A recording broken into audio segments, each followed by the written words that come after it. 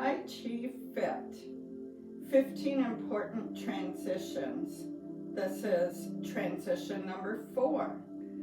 So from 3, we rotated here, and number 4 is grasping that bird's tail, warding off, coming back. So stepping forward, rotating, feeling your weight shift. Let's put 3 and 4 together.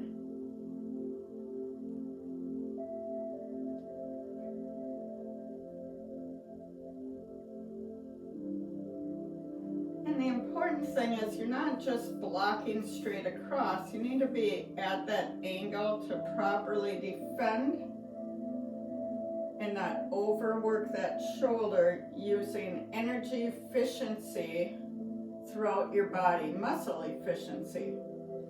Join us live at Calvary Lutheran Church Wednesday mornings.